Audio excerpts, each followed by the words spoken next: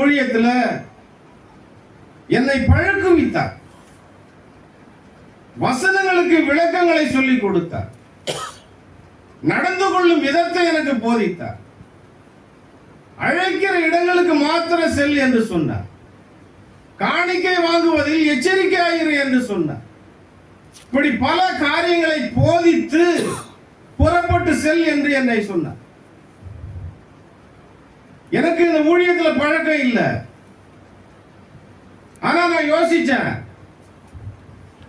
நான் இதெல்லாம் செய்யணும்னா எனக்கு ஒரு தியாலஜிக்கல் ஸ்டடி வேணுமே, ஒரு பட்டம் வேணுமே, ஒரு படிப்பு வேணுமே. எதுவுமே இல்லாம நான் எப்படி புறப்பட்டு ஊழியத்தை செய்வது என்று நான் மனதுக்குள் எண்ணிய பொழுது இயேசு சொன்னார், நீ ஏன் அப்படி யோசிக்கிறாய், நீ ஏன் அப்படி சிந்திக்கிறாய் என்று சொல்லி நான் என்னுடைய சீடர்களை நான் அனுப்பினேன்.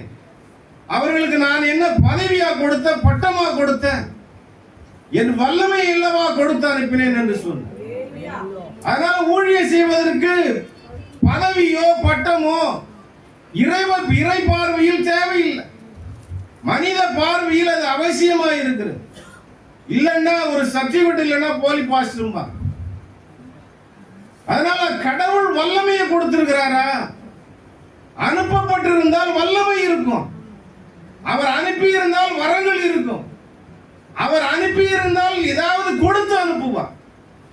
அனுப்பப்பட்டவர்களாக இருக்க வேண்டும். அப்பொழுதுதான் உங்களால் கிரியை செய்ய முடியும், அப்பொழுதுதான் உங்களால் பிரகாசிக்க முடியும், அப்பொழுதுதான் உங்களால் அற்புதங்களை செய்ய முடியும், அப்பொழுதுதான் நீங்கள் உலகத்தை கலக்குகிறவர்களாக இருக்க முடியும். அதனால சுயமாய் புறப்பட்டவர்கள் கனியினால் அறியப்பட்டுக் கொண்டிருக்கிறார். அதனால நாம கடவுள் நம்மை அனுப்பி இருக்கிறாரா, நாம நம்ம சோதிச்சு பார்க்கணும். அழைக்கப்பட்டிருப்பது உண்மை, அனுப்பப்பட்டிருக்க வேண்டும் என்பது பிரதான ஒரு காரியம்.